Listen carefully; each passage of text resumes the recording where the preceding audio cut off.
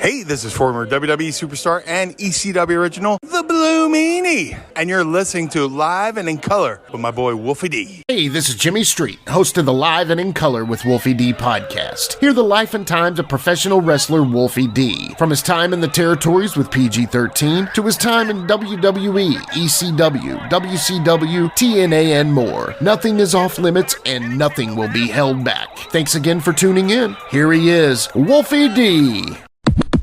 Ladies and gentlemen, welcome once again to Live and in Color with Wolfie D and my co-host, Jimmy Street. And today we have a super special guest, somebody that I haven't seen in years. And he agreed to come on the show with me, man. Blue Meanie, what's up, bro? Hey, brother, what's up, man? It's great to see you at a Square Circle Expo over the weekend. I know, man. I swear, I think it had been since the ECW days when Jamie and I was there was probably the last time I saw you. Wouldn't you agree? There was one time I worked for TNA, and I think I saw you backstage, and you walked up to me and just stared at me until I figured out who you were. Because your look had changed so your look had changed so drastically. I was like, why is this guy staring at me? I'm like, dude, it's Wolfie. I went, oh man. But yeah, man, nah, dude. That's why I like doing these conventions. They're like high school reunions. You know what I'm saying? Right. So it's just like, and they hurt a lot less. So yeah, That's sure do. But yeah, man, yeah, it was awesome catching up with you. Yeah, and we had me and Meanie were right across the room from each other both days or whatever, and it took 2 hours for him to go through, so we made a rib that we were using Pony Express. 2 hours for 3 photos to come through, so we had the idea we were gonna get a paper airplane and just throw messages back and forth. It would be faster. And if that didn't work, I was going to send a carrier pigeon. Yeah. Just, old school. Dude, it's so weird. There's like a line of demarcation between Wi-Fi signal in that building where, like, yeah. I went to send a text to somebody else, and my phone kept giving me the spinning circle saying sending. I'd walk like 2 feet in one direction, and they would go through. So it's just so weird. It was weird. So, Meanie, and I love doing these. I've said this before, man, because, like, I guess when I was in wrestling, I really didn't care about anything, and very selfish. I think as wrestlers, we are selfish and care about our shit, not nobody else's. And I was never that guy to like pry into people's business, unless somebody that I hung out with all the time, obviously. But like you, like, I don't know your history, man. And then doing these things, I get to learn the history of some people that, I knew, but I didn't know completely. So what turned you into wrestling, man? What made you want to do this shit? Man, I was 7 or 8 years old, and I had never heard of wrestling. And then one day, I was living in Jersey, at a small town called Gloucester City, New Jersey, which is right across the river from Philly. Mm-hmm. And I'm a big baseball fan. I'm 8 years old. I'm going to watch the Phillies game. I got my friend next door named Sean. I'm like, hey, Sean, want to come over and watch the Phillies game with me? He's like, I can't. I'm watching wrestling. I'm like, what is wrestling? So I went over his house, and I don't remember the whole show, but the match I remember the most was Tony Gurria and Rick Martel versus Mr. Fuji and Mr. Saito. And Fuji and Saito screwed Tony and Rick for the WWF tag belts by throwing the salt in the eyes. And from that was the bug that bit me. And 8 years old, I was like, I am watching this each and every week. And, it became an obsession. Yeah. And then, so when did you decide that that's what you wanted to do and were able to find somebody? And tell me about because I don't know who trained you even. Yeah. I mean, my story's a little different because I grew up severe asthmatic. Mm-hmm. Every fall and every spring, I would spend at least every 2 weeks in the hospital. Sometimes in an oxygen tent with an IV in my arm, pumping me full of prednisone. Wow. So the fact to say I was going, I would tell people I want to be a professional wrestler. They go, that's cute. But it wasn't until maybe early 90s when I started getting into the newsletter world. I have a buddy named Justin I credit to, introduced me to the smart side of the business. I always kind of knew it was a work, but like he was the first guy to show me a Meltzer newsletter. I was like, oh my God, what is this? So I started looking around for wrestling schools. I had a tryout at the Monster Factory, which was like 45 minutes from my house. Mm-hmm. And Headbanger Thrasher put me through my tryout, which is kind of cool. Yeah. It was him and Larry Sharp and legendary wrestling promoter Dennis Corluzzo was there. Wow. And out of like and out of the 13 guys that showed up, maybe me and 3 other guys got called in the office to talk about possibly working out there. Yeah. But time went on, and then I saw the Malenko brothers wrestle the British Bulldogs in All Japan. I was like, man, these Malenko brothers are great. Oh, and they have a wrestling school. So I saw that they were looking for students in the Meltzer news letters. Mm-hmm. I started corresponding back and forth with a woman named Phyllis Lee at the Malenkos.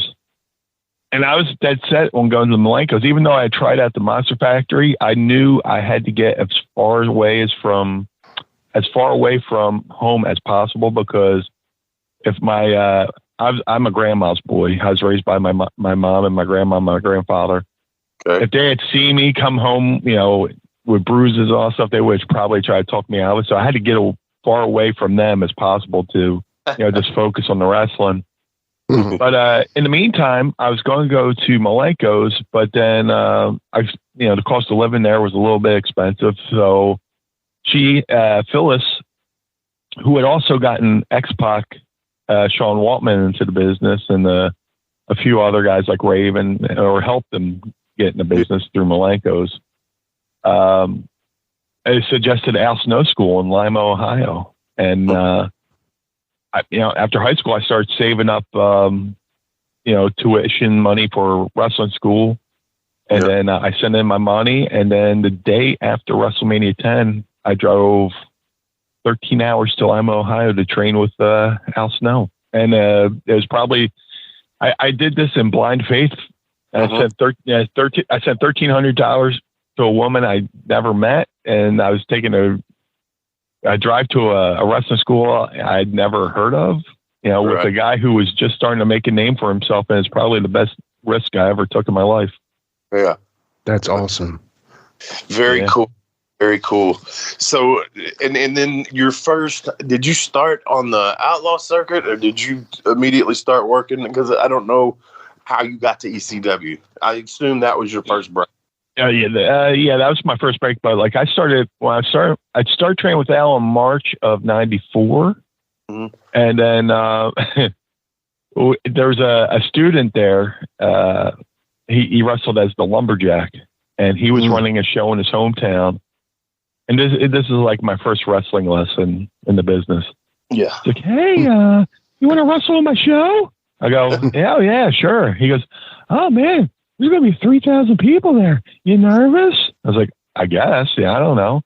So this is like in June of '94. So I'm a couple months. And I was like, you can have a match on the show. You're ready.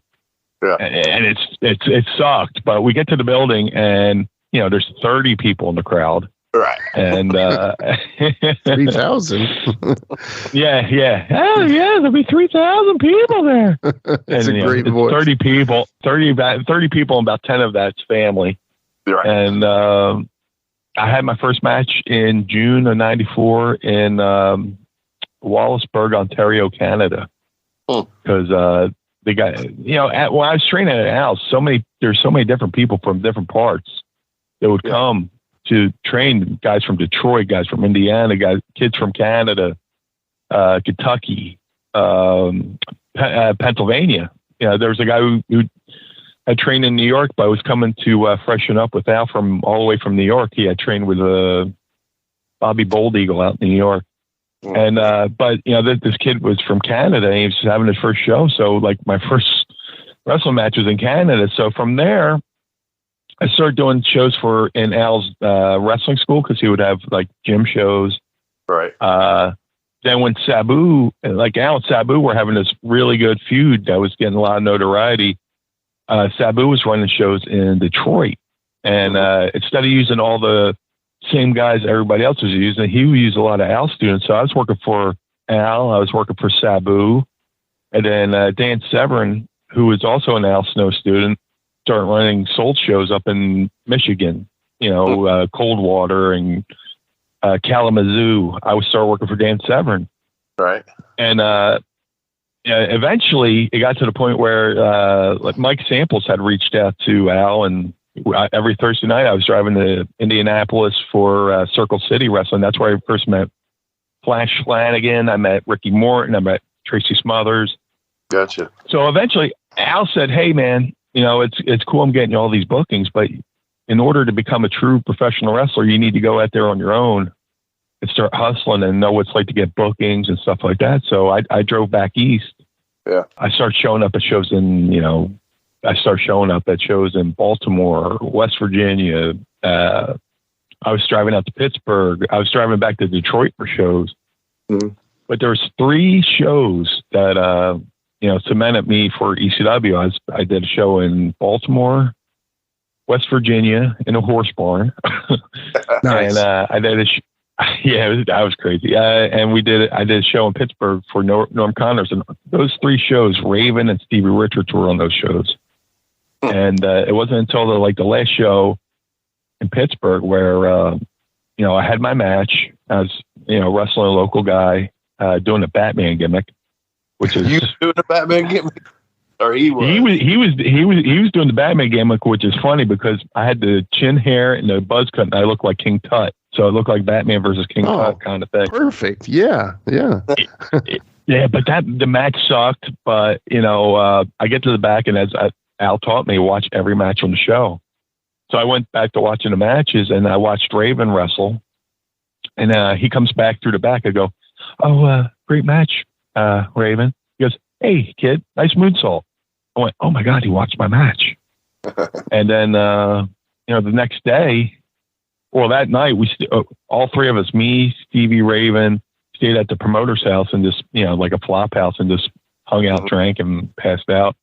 Yeah. And next day we went out for lunch, and Raven goes, "Hey, we got this idea for, Stevie's my lackey. We want to have a lackey for Stevie. So it'd be a lackey to a lackey.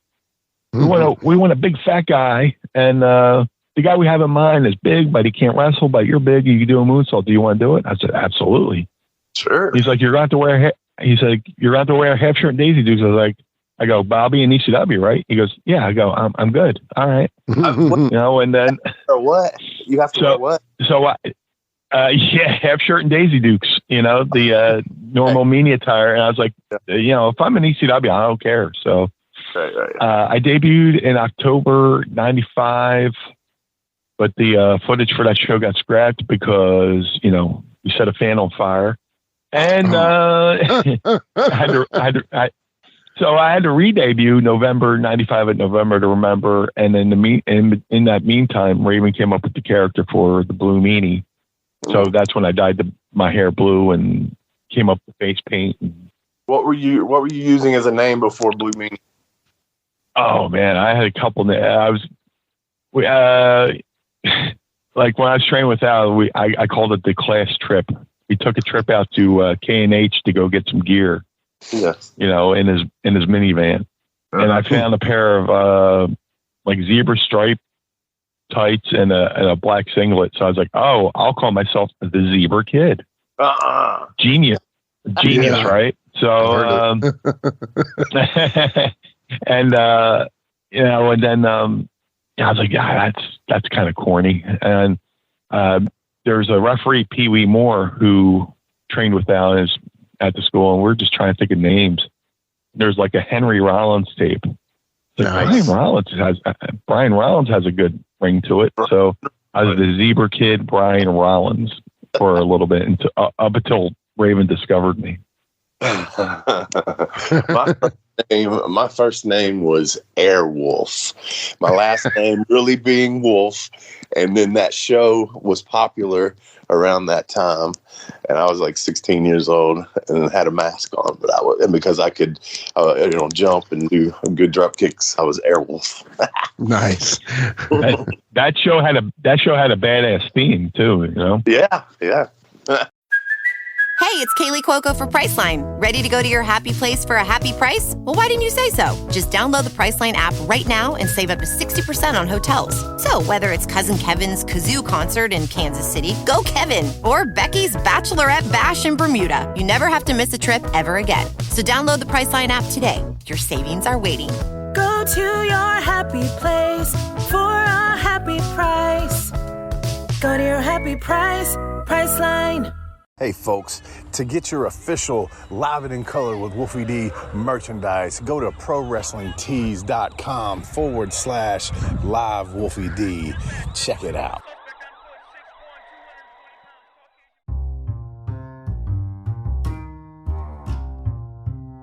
If you're listening to Live and in Color with Wolfie D on Apple Podcast and like what you're hearing, go ahead and leave a 5-star rating. And while you're at it, write a review. Tell us what you liked. Tell us what you'd like to hear in the future. It's very important to us and always appreciated. Thanks again.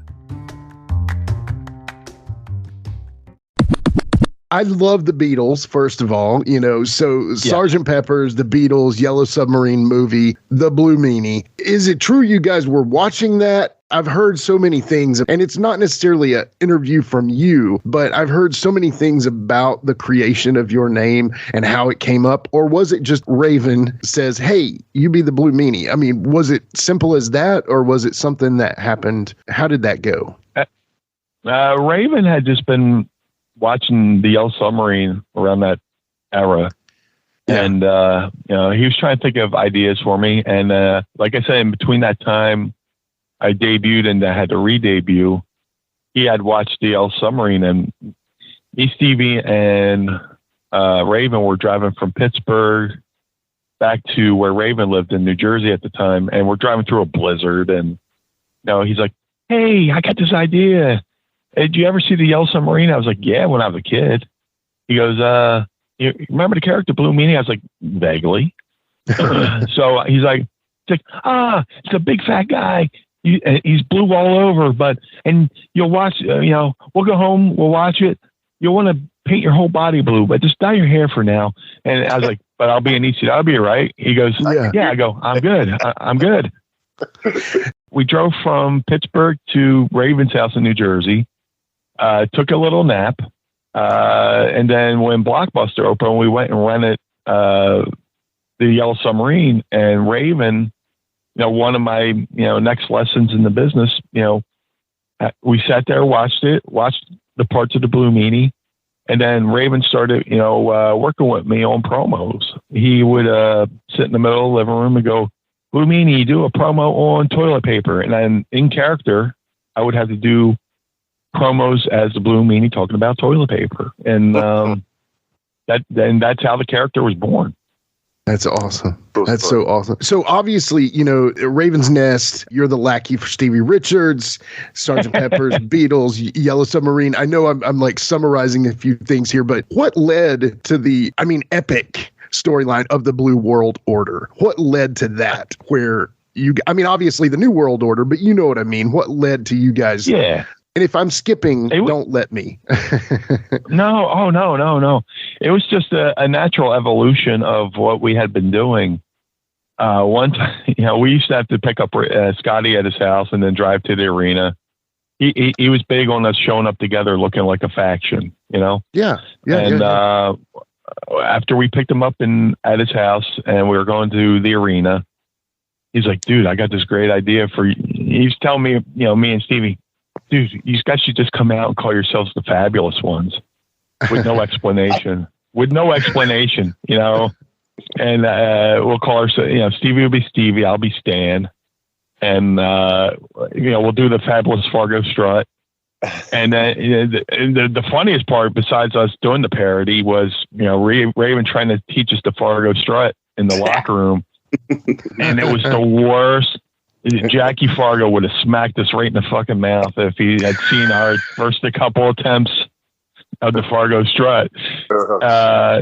So we went out and did, the Fabulous Ones. We were calling ourselves the Fabulous Ones, but then it just evolved. We became the Blue Meanie Bloods, where Stevie was Sir Stevie, or he was Lord Stevie, and I was Sir Meanie, the Earl of Eating, instead of the Earl of Eaton, like Bobby Eaton.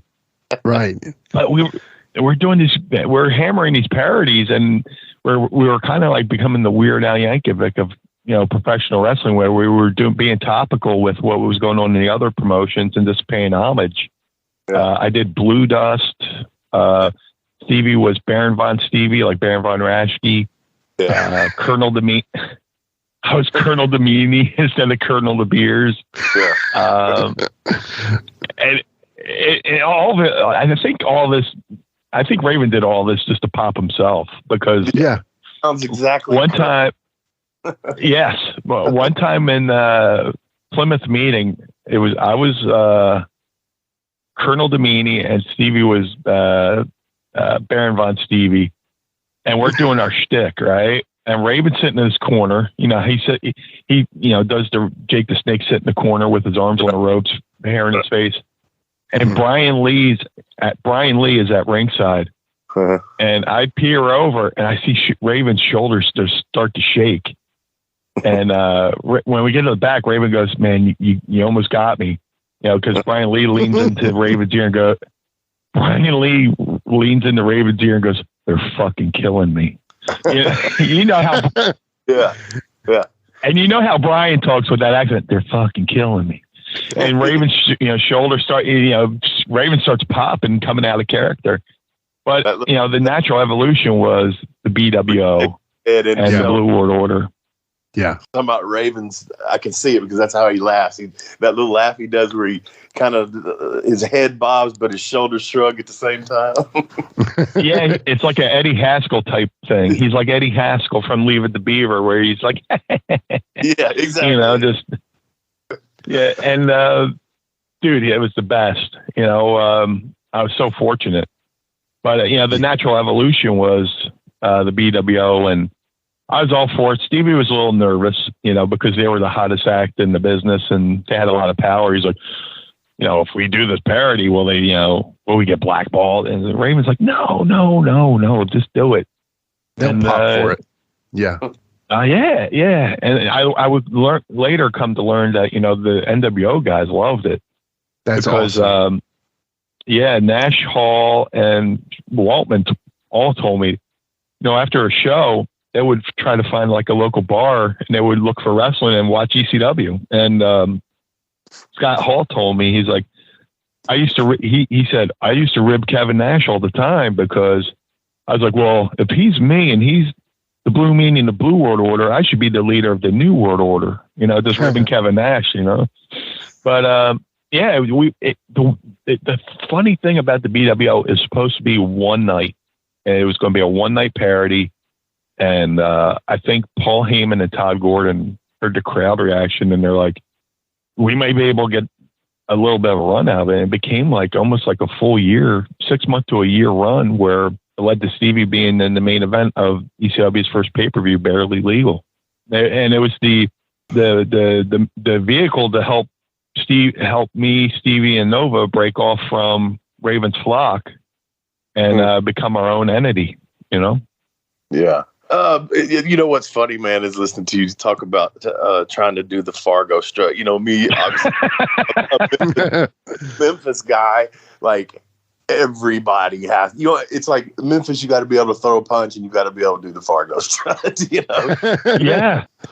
And but I've seen it completely butchered by people over the years, and it's not. It's funny because it's not as easy as it really looks to do it like they did it, But that's funny, man. And speaking of Memphis, when Jamie and I came to ECW, had you heard of us? Had you seen us before? And what were your thoughts on that? Oh, absolutely, man. I was a huge fan of you guys. I had first heard of Jamie in Memphis. We used to get Memphis TV up here all the time. There was through syndication, but there was also a channel up here, Channel 48, which would do 5 days of different wrestling shows. Besides ECW, they would have Memphis, they would have NWA Wildside, and then other random stuff. But like I was also part of the tape trading community, trading tapes and stuff like that. Yeah, I definitely knew who you guys were, and big fan. So to get to share a locker room with you guys was awesome, because it brought a new flavor to the locker room, and you guys were great. Man, I loved it up there. And, most nights we wrestled the Eliminators our first night in, just because they did the thing where it was like, in Memphis, we would beat them all the time. Then they went to ECW, got over, and we were the team that they hadn't beaten. So we did some kind of deal with that there. But man, what a fun time we had. Were you not telling me a story, something? I can't remember if over the weekend, you were telling me something. Is we worked you or something? There was some story about Jamie. Do you remember what I'm talking about? There was a Boston loop where we worked you 2 nights in a row. The one night, I want to say, was in Waltham, Massachusetts. Mm-hmm. Me and Nova wrestled you guys. It's probably one of my favorite matches in ECW, because we just clicked, and we did the spot where somebody bumped out, somebody did a dive, then Nova did a dive on you guys, and then I teased I was going to do the dive. As I hit the ropes and I come back the other way, you guys just scattered. Like you ran to the left, Jamie ran the other way. Nova did the Lambo leap into the crowd. Like, it was like, everybody out of the pool, here comes Meanie. And it got such a great reaction. That's like, it's a spot I've stolen. I still try to work in, like, if I'm in a tag or a 6-man tag or something like that, where I'm the last guy to go try and make a dive, and everybody just goes, fuck that. And everybody just gets out of the way, Yeah. That's awesome. And then the next night, the funny part, the next night we worked, after the match, Rob Van Dam comes in to do the pinfall. First night you guys went up, second night we went up. And then after we pinned you 1, 2, 3, Rob Van Dam runs in to do a run-in on me and Nova to lay us out. Uh-huh. So he comes in, he does that thing where Fonzie holds up the chair, he kicks the chair, hits you in the head. Right. I go first, and the chair flies right over my head and misses me. So I go, oh no, Nova's going to get it twice as bad now. So I'm laying there, and it was like, oh man, I said a little prayer as he took his chair shot. But the best part about us guys working the next night, like Wolfie was like talking shit the whole time on the mic, like during the finish, like he's like, he was laying down talking to shit on the mic, and I just happened to be on the top rope, so I hit him with the moonsault, and you hear him go, oh no, as I'm coming down on him. And he's like, you fat bastard, and but those 2 matches were great. Like little bitty shit that just means so much, man. It gets such a good pop. Just like when he does it, like I stole it from him, is when you take a big backdrop as you're going up, whoa shit, real loud, and the people pop for that. Dude, there's a few people in this business I would not want to spar with verbally. And that's Jim Cornette and Jamie Dundee, because you will not win. Yeah. I always say that Wolfie had the fists and Jamie had the mouth. You know what I mean? Yeah. So like Jamie could get away with saying stuff because he knew he had Wolfie behind him. But at the same time, I don't know that he even cared if Wolfie was behind him sometimes. We just we did a watch along. We have a show called Ask Wolfie to Watch, where basically listeners, they'll put something on social media for Wolfie to watch. And we did a show recently, and it was Candido and Dundee in the Hammerstein in 98. And Jamie just comes out, and Wolfie can quote everything he said, but the whole crowd was popping like it was brand new stuff, because Jamie is just like, his tongue is like a sword. Girl, I'll tell you a joke, knock your titties off, but I see you already heard it. Dude, he was in the ECW arena, which, if anybody's been there, wrestling in the ECW arena was a lot like a comedian doing stand-up at the Apollo Theater. It's just, the crowd will eat you alive. Yeah. And he got on the mic in the ECW arena and just read people and just, looked them up and down and called them out and said, and my favorite one is, I guess there was a guy wearing gray sweatpants and a gray hoodie. He's like, "Hey, yo, Rock." And he's like doing Sylvester Stallone to the guy. And the crowd is in tears laughing because he would just grab the mic and eviscerate people. And you see people standing still going, "Please don't look at me. Please don't look at me. Please don't look at me." He would just kill a person. He would kill a person with his words. Yeah. Yeah. That's a great segue that I was going to bring up, actually, Meanie. So thank you for that. You're a pro. I don't know, but yeah. I think you've done this before. But one of those things is how much did it mean to you later on in the WWE and even AEW, other areas of wrestling? How much did it mean to you to come up in that Northeast passionate, Philadelphia, New York territory? I mean, how did that, I guess, callous you in a way to future it's a good word. Events that you would come to? I mean, did it mean like, okay, I'm in Boise, Idaho, these guys can't hurt me, I've been in front of... Talk about that a little bit. Well, I had a rare perspective because before I was an ECW wrestler, I was an ECW fan. And Sure. I grew up in the Northeast. Philly has always been a blue collar, busted knuckles, bring your sandwich in a lunchbox to work type town where, I'm the descendant of people who know the value of a dollar. My grandma told me stories about the Depression where they didn't have enough money. They didn't have enough money for lunch meat, so they would have to eat ketchup sandwiches for dinner. Yeah. So, people in Philly knew what it was like to have hardships and stuff like that. So if they're going to invest their money, spend the money they could be using for food or the electric bill or any other thing, but they want to spend that $20 to come watch you wrestle, don't waste our time, Right. And the same wrestling fans that came to ECW shows or any wrestling show were the same people who, cheered for the Broad Street Bullies in hockey. They were the same fans that got vilified for booing Santa Claus at the Eagles game, which is a whole other funny story. But, they don't waste their time. We're coming out. We want to see you do good. If you do good, we'll cheer. If you do bad, we boo because we want you to do better. And that's still to this day. People go, "Oh, Philly fans boo. They don't appreciate." No, it's not. We don't appreciate. We just know you could do better. So yeah. I was of that mindset. I was in the crowd for, a lot, if you watch Halloween Havoc 92, I'm right in the front row. If you watch a lot of ECW shows, I was in the crowd. You can see me. And I was still that boisterous fan. So when Stevie brought me, I debuted for ECW, Stevie, I sat in the front row as a fan of Stevie's and he brought me over to guardrail, which is like the perfect symbolic gesture of my wrestling career. Yeah. So I knew I kind of had a cheat sheet on what these fans were looking for. And like I said, it was, it did, callous me. I did have a lot of, I could take it, so it just, it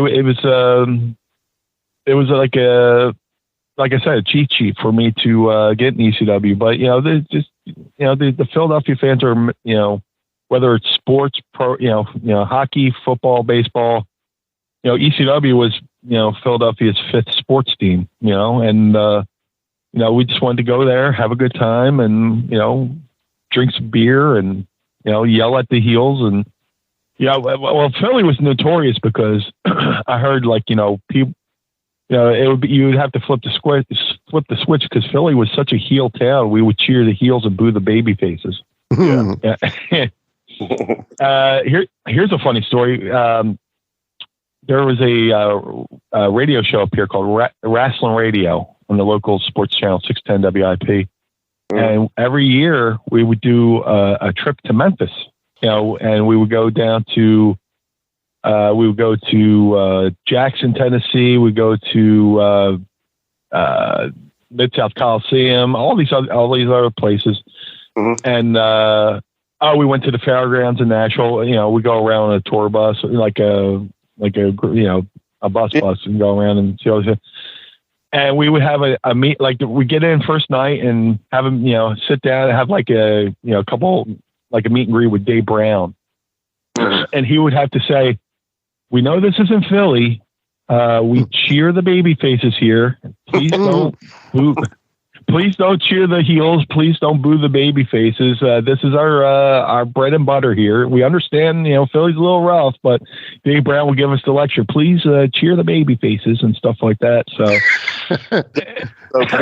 even back then, he was PC. He got on to me. He about lost his shit on me because I called Eric Watts and Chad Techno Team 2000. You remember that? Yeah. So I called them the Techno Turds on Memphis TV, and he about lost his shit over that. Oh my God! If Turds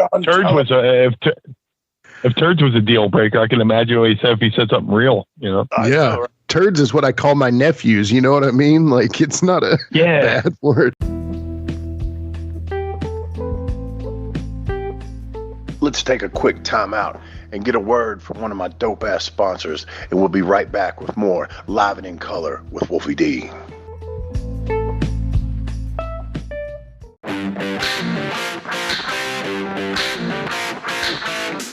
Hey folks, this is Wolfie D here, and if you are looking to buy or sell a home in Tennessee or Southern Kentucky, you're going to want to call my buddy, the rock star realtor, Benji Bowie. And you say, Wolfie, how do I get in touch with this rock star? Well, you can call him directly at 615-390-8216. You can go to his website, bowiehomes.com. That's B-U-I-E homes.com. Or you can email him at benbowie34@gmail.com. When you need a home, you need the Rockstar Realtor. Benji is a member of Exit Realty's Garden Gate team in Gallatin, Tennessee. Every day I'm hustling, every day I'm hustling,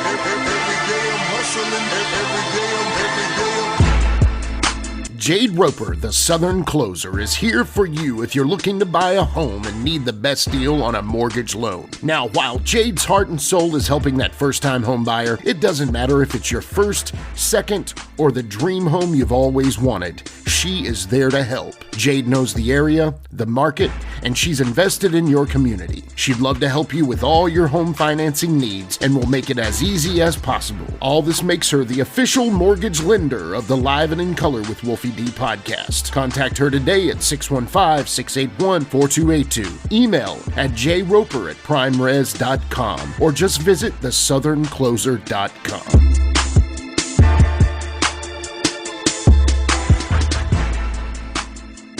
NMLS 1794506. Licensed in Alabama, Florida, Georgia, Kentucky, and Tennessee. Powered by PRMI, NMLS 3094. PRMI is an equal housing lender. Getting engaged is a moment worth cherishing. A one-of-a-kind ring that you design at Blue Nile can help your love sparkle. Just choose your diamond and setting. When you've found the one, you'll get it delivered right to your door. Finding the right engagement ring can be nerve-wracking. At Blue Nile, you'll have the expert guidance needed and a diamond guarantee that ensures you're getting the highest quality at the best price. Cherish all of life's moments and save up to 30% at BlueNile.com. That's BlueNile.com. It's only a kick, a jump, a block. It's only a serve. It's only a tackle, a run. It's only for the fans. After all, it's only pressure. You got this. Adidas.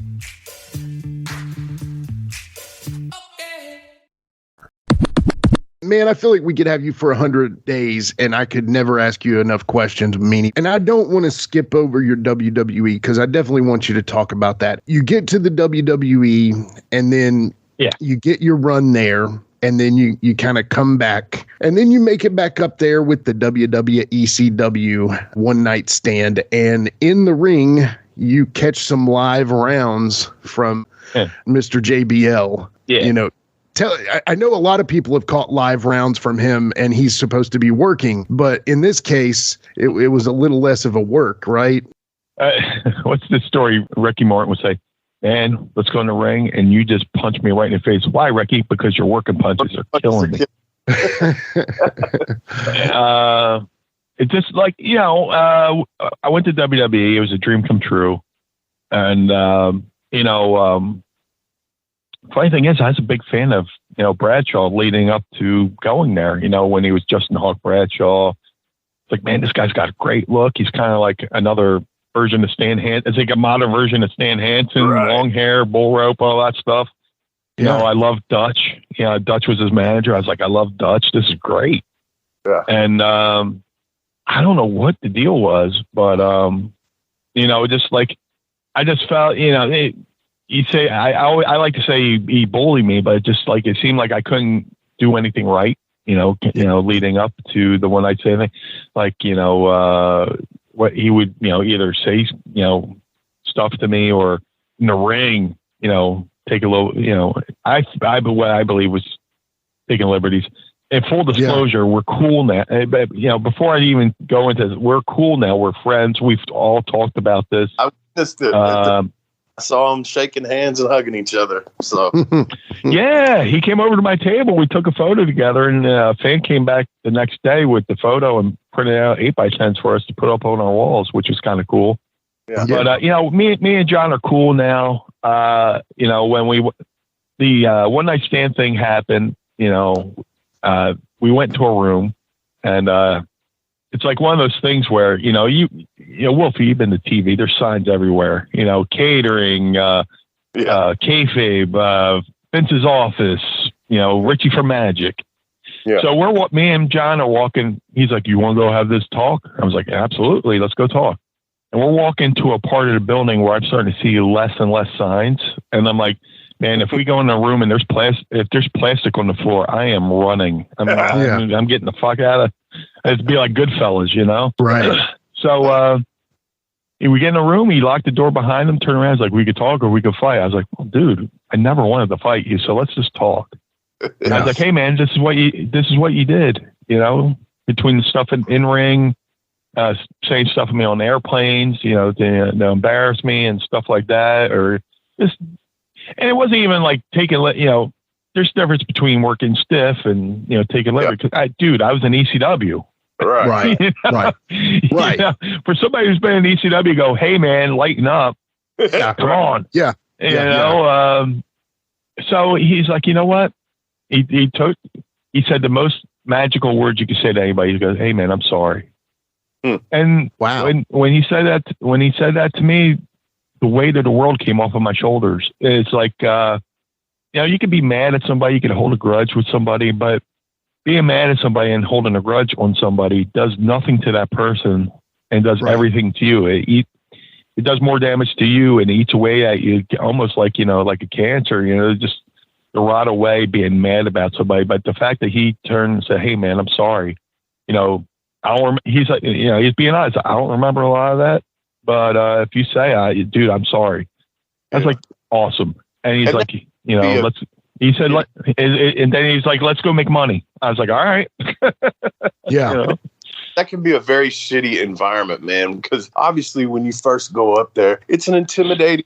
I don't care what unless you're some giant star there recruiting or something like that, maybe not so much. But, for guys like us that were fans and then get into the business and you finally make it there, it's kind of an intimidating atmosphere. And then it is somebody like him fucking on you, it makes it fucking 10 times worse, right? Yeah. And the thing is, I'm not one to back. Like if I feel like I'm being threatened, it's something I would stand up for myself. But I was like, man, what if I stand up for myself and get fired? I got, I was taking care of my mom. I was taking care of my grandma. Mm-hmm. And, one of the best joys of my life was, when Bruce Pritchard called to hire me, I walked 20 feet from my bedroom to the living room, and I told my grandma to put all the bills in my name. Mm-hmm. And she was like, why? She said, why? I was like, because I just signed with the WWE, and her knees buckled because, in this business, people go, the wrestlers like to go, I paid my dues. Well, a lot of times your family pays dues as well. My mom and my grandma were supporting my wrestling habit. And then it was my turn to give back to them. And, you know, my grandma lasted maybe 2 years after that. And I made sure her last 2 years were the best 2 years of her life. But I couldn't, and I didn't want to risk that. You know, I could fire up and say, "Hey, man, fuck you," and then start throwing. I might have got my ass kicked, but I still would have stood up for myself. Right. Sure. And I didn't want to risk that. So, and like you said, it is an intimidating atmosphere there. I mean, people go, you think in the ring's competitive. It's more competitive behind the scenes as well. You know. Oh, I'm sure. Yeah. That's great perspective. Can I ask how old you were about that time? Dude, my timeline is so crazy because I started training. I was 20 when I started training, and then I got the ECW around when I was 22. Okay. I was only in the business a year and a half when I got the ECW, and then 3 years later, WWE calls. I'm 25, so maybe I got there a little bit. I don't want to say too soon, but I'm still kind of green when I got to WWE. You know. Right. Hey, I was talking to him about this. He thought, and the reason I'm saying this is because he was a bully, but for whatever reason he did not retaliate. But me and Jamie, we were at some building. We're walking around it. It had to be some sort of athletic arena because there was a gym in it, like a big gym, like for football players. And we're walking by, and we look in there, and the door's open, and there's 4 or 5 guys in there working out, and we keep walking, and he stops by us. He's got his street clothes on. He said, "Is that gym open down there?" We said, "Yeah." So, well, he didn't even go down there and investigate. He just turned back around to go to the dressing room and put on his workout clothes. So by the time he gets back, they had closed it. So he thought we ribbed. No. Oh, man. He thought we ribbed him to go change clothes when the fucking thing wasn't never open, but it was. Oh, man. He was, "Okay, all right, I got y'all. But he never did anything back. But it was fun. Yeah. Well, I mean, I think he always saw himself, and I don't know him from anybody, but do you guys think he saw himself as some sort of like keeper of a gate kind of thing?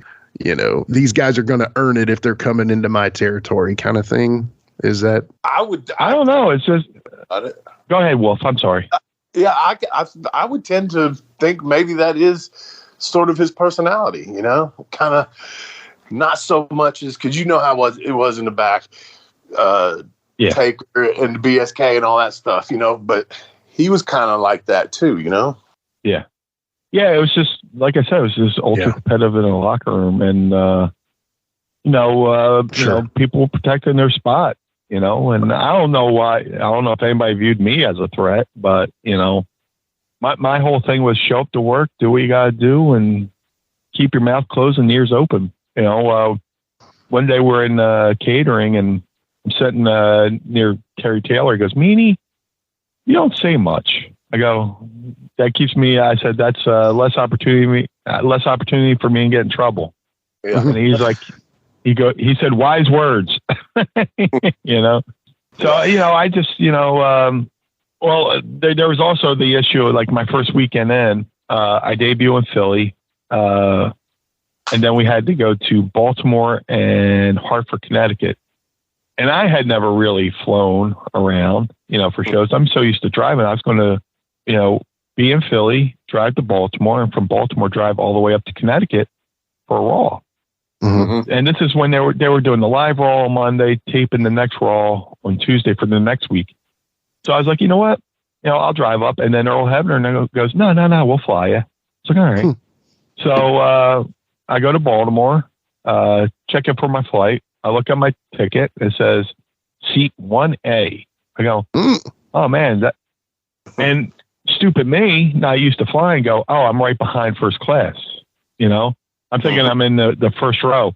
I'm in first class. Right. So I get to there. I go, oh no. So I'm sitting in, I take my seat, not knowing what to do. So I try to put one of those magazines up in front of my face, you see guys coming on a plane just side-eyeing me. And I'm like, oh man.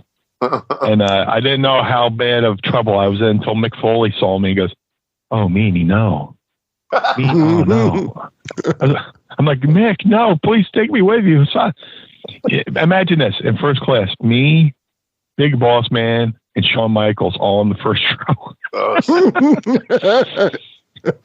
So the plane takes off, and then I hear a big booming voice from the back of the plane. Now, I don't know who it was, but somebody went, "Why the fuck is the Blue Meanie in first class?" I was like, oh, shit.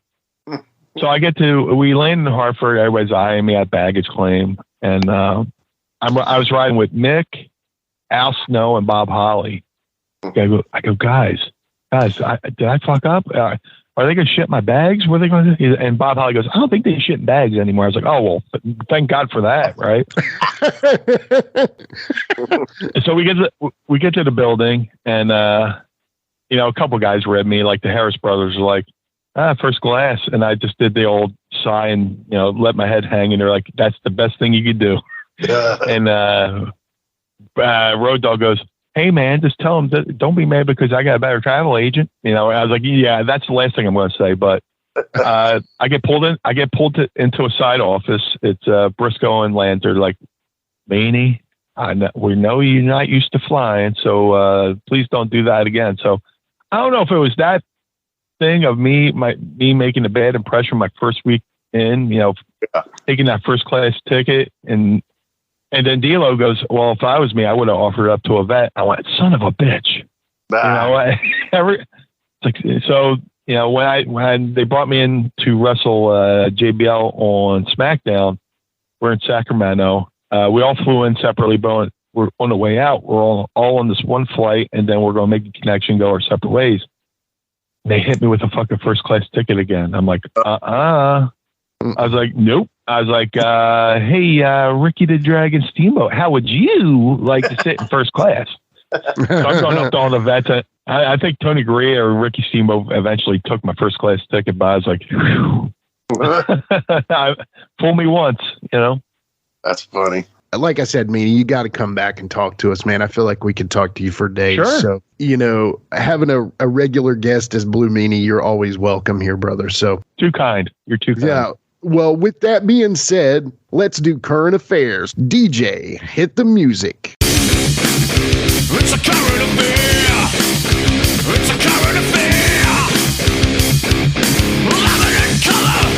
It's a current affair. Love it in color. All right, we're back with current affairs, and today we have our good buddy Blue Meanie. Now, Meanie, I make it super easy. The original idea for this segment was to annoy Wolfie because he doesn't watch the current product. But it just I might be right behind him, but go ahead. Yeah. Well, hey, that's even better. So that kind of is my goal with all of this, is to kind of keep a foothold always in the past and with Wolfie's career, but at the same time have a little touch of the current. So with that being said, I always ask workers when they come on the show, I always ask them, who do you currently really enjoy that's working right now? Whether it's the top dog superstar or the up and coming worker, who do you like right now in the scene? To me, the best wrestler in all of professional wrestling right now is Randy Orton. He's just so good. Everything he does means something, and there's like no wasted motion, and especially when he walks to the ring. Yeah. People rib on how long it takes them to get to the ring, but no, that's awesome, but yeah, Randy Orton's awesome. I have a couple one of my students is in WWE, Matt Riddle. Oh, and, yeah. To watch him and Orton, they're kind of like the Chris Farley and David Spade of WWE right now, where Randy's the serious one, and Riddle's the Chris Farley lovable, goofy guy. But about in all wrestling, I would say I really enjoy Randy Orton. I'm trying to think of some up and comers. There's a lot. There's so much talent out there. I would have to get back to you on that one because, of course, I'm blanking. I'm only on my first cup of coffee this morning, so that's okay. We caught you. Yeah, we caught you early. You know, that's the funny thing. Wolfie was asking me, you know, he was like, why is Randy in a tag team on WrestleMania? Why is he not one of the main eventers? And I was trying to explain to him that I feel like that, one, it's to work with Riddle, and because I think they see a lot in him and they expect probably a Randy Orton career out of Matt Riddle. But at the same time, I feel like it's going to probably lead to a storyline between them eventually. I'm hoping, at least, because I think that would be, honestly, that could top any WrestleMania card, in my opinion, at the right time. You know what I mean? What are your thoughts on that? Yeah. Do you think that's something that may happen? I was just watching Randy Orton on the Pat McAfee show, WrestleMania week, and he said, teaming with Riddle's kind of reignited his passion for wrestling, because Riddle's got so much energy to him, and Riddle's legit badass. He was in UFC, Right. And the only reason why he's not in UFC anymore is because because he liked to smoke pot, which is and the reason why, and people are like, oh, he's just a star. No, he smoked pot because he didn't want to get addicted to pills because, the opioid crisis and stuff like that. So he came to the Monster Factory and trained with us. There's 5 coaches there. I was one of his coaches. I was more like the mental coach, Right. But like, if you watch the Riddle documentary on Peacock called Matt Riddle Arrival, I said, when Riddle started training with us, I did the Dory Funk Dojo in WWE with Kurt Angle. Oh man! And I saw I see a lot of Kurt Angle in Riddle. Yeah. And at the moment they decide to bring out his vicious side, make him turn heel and stuff like that. Him and Randy Orton could definitely have a money feud. If in this day and age where, storylines don't last as long. Right. I mean, I like what they're doing. I love what they're doing with Roman Reigns and, with the storyline of him being the longest, being undefeated and stuff like that. Sure. But if they could do a long 6 months to a year angle with Randy Orton, because, he said, Riddle's, added, some juice to his love of wrestling. I think those two could have a great feud, and totally agree. Yeah, as the young kids say, they could have a couple bangers. Yeah, yeah. There you go. I always ask this question too. NWA, AEW. We've seen you around. What's next for Meanie? Where are you going next, brother? Probably to the old folks' home. I'm just kidding. I keep telling I have a niece who's had kids, so I call them my grand niece and nephews. And I was like, I got to be good to you because when I'm in the nursing home, you're going to have to sneak me in my booze. Dude, it's very very cool in 2022 to be doing the stuff I've been doing. Considering I said I grew up severe asthmatic, I'm never supposed to be in the wrestling business. Sure. I'm surprised I made it a year, but thank God I found Al Snow, and he worked with, he didn't carny me, and he actually taught me. But 2022, like you said, I got to work in AEW, working with NWA. Eventually I would like to maybe get in behind the scenes, like producing. I would love to work behind the scenes. I would love to work with younger guys and gals in the business because, when I was coming to the business, I was fortunate enough to have veterans work with me. I had Al Snow. There's a great Michigan wrestler named Irish Mickey Doyle. Okay. He trained Rhino. He trained a whole bunch of people. And then, Denny Cass was another veteran that helped me. Sabu helped me. And then when I got to ECW, I had the ultimate learning tree between Sabu, Paul Heyman, Terry Funk, Shane Douglas, all that stuff. And I think the younger generation that's out now needs to have a veteran. Like every indie promotion should just hire a veteran just to sit in the locker room and just talk to the young kids and just guide them. not to be a grumpy old man, but hey, man, so, like when I help, I go over to the Monster Factory and I help coach. I show the guys what I did right, but I also teach them my mistakes because I made plenty of them. Yeah. Hey man, if you see this happen, you might not want to do that, because it's easy to make those mistakes. And once you make a mistake, you can spiral out of control and let that eat away at you. Where I'm going to be next, I would love to do something behind the scenes. I still do shows here and there, but I'm really picky. It's got to be fun, worthwhile, and stuff like that. Like last weekend was awesome. My boys at Collar and Elbow brought me in the Square Circle Expo, and it was great to see Wolfie. It was great to see Flash Flanagan, who I have a history with. My first year in the business, I worked with him a lot, and just to stand around and talk. Imagine being a young guy standing around listening to me and Wolfie and Al Snow talk about our stories. We were huddled in the center of the room just talking about, to hear, the story about Jamie, calling out Ken Shamrock, was pretty funny, and just just different things, and I think that's what, the younger generation needs. We need not just veterans, but good veterans, because there's, there could be some veterans that could be, they could corrupt the young guys, but get some good guys in there and teach them the right ways. Absolutely. Well, last but not least, where can they find you on social media?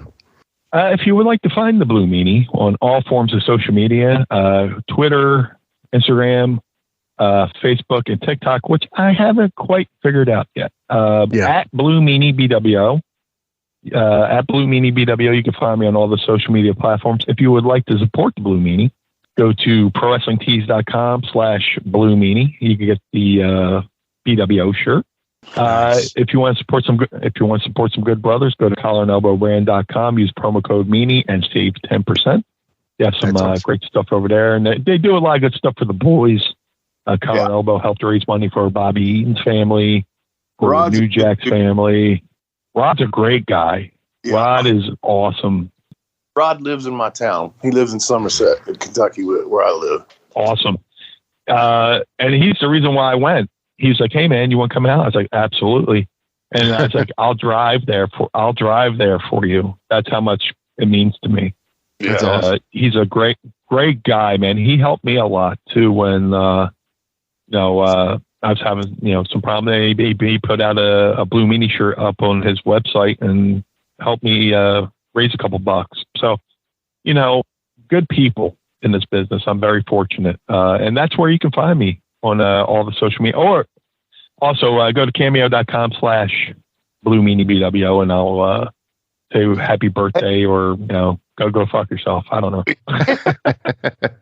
That's awesome. I've had a few of those, which is weird, but Hey, I want to ask you though, before we go, please. If you don't want to talk about it, if it's too personal, whatever, but you don't have to. We can cut this out. But since the last time I seen you, you look great, man. You've lost so much weight. You look young. You look healthier. I mean, how did you do that? What was it, a medical issue, or did you just say, "Fuck it, man, I'm losing some weight"?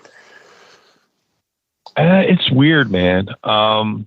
It's just at my heaviest, I was like maybe 390.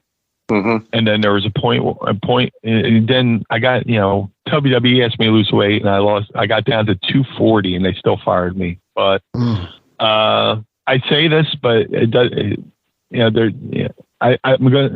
I say this, but I don't really mean it, but people suck, the same people who are like, "Man, you're too fat. You need to lose weight."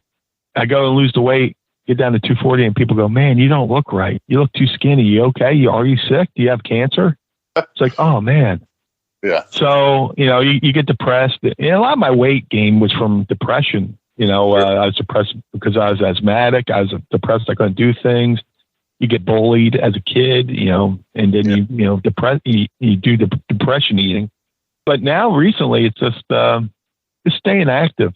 When a couple years ago, I got down to 320, and then I had an accident and broke my hand, and I got laid up for a little bit. I lost my way, and just a matter of, just staying active. I'm down to 320 now. I'd love to get below 3. Yeah. But I appreciate the kind words. I'll take them. I'll take all the kind words I can get. I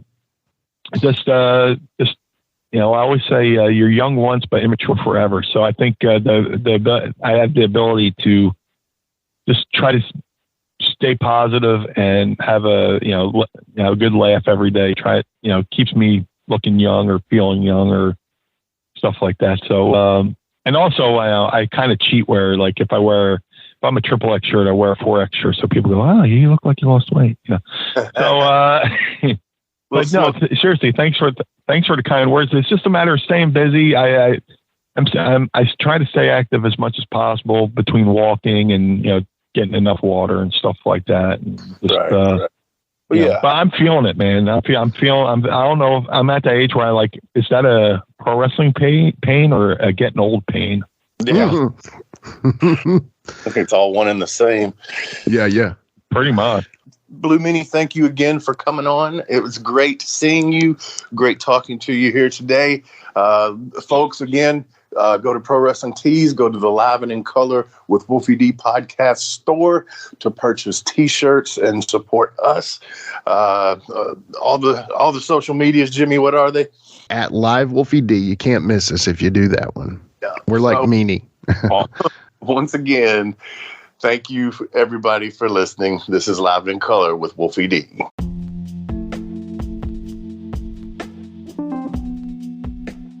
And now a word from our sponsor.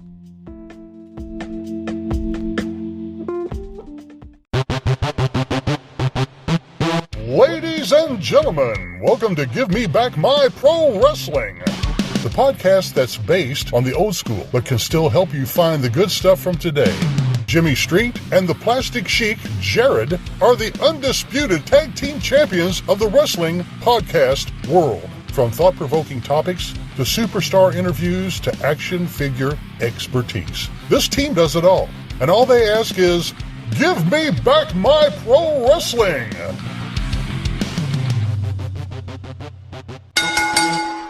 Every other Thursday, wherever you listen to podcasts. This is The Big Picture, Michael Jablonski. Don't forget to tune in every week to Jablonski's Pissed Off on the Give Me Back My Pro Wrestling YouTube channel. The wrong in this sport. He's gonna tell you all about it. He doesn't care what you think. You're gonna hear all about it. Mike Jablonski. He's so pissed off. Mike Jablonski. He's so pissed off. Mike Jablonski. He's so pissed off. He's pissed off. In a world that has been completely divided for so long, two movie fans have decided to unite for the people and the betterment of mankind. One, an action movie buff. Yippee-ki-yay, mother. The other, a horror movie fanatic.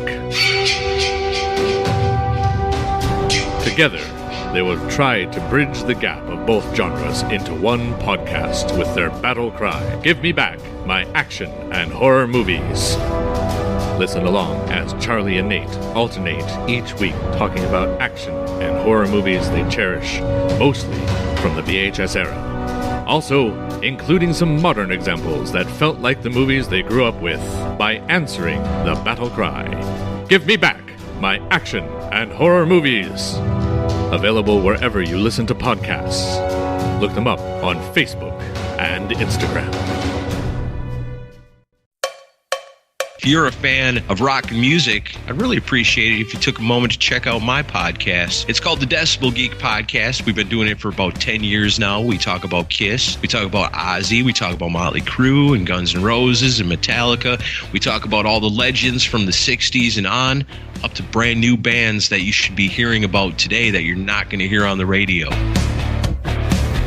It's Decibel Geek. Wherever you find your podcasts, you'll find us there. If you love rock and roll, I can almost guarantee you're going to love my show. If you're a pro wrestling fan, there's something for everyone at the Cheap Heat TV Podcast Network. From the Pro Wrestling Discussion Show, Cheap Heat TV Live, to the interview show, the Jackson Interaction Podcast with the king of all wrestling media, Gene Jackson, to the silliness of the Whitey Jenkins Show and the brand new Zip, Xander's Irresistible Podcast with Charles Anders. You can check them all out and much more over at cheapheattvlive.com.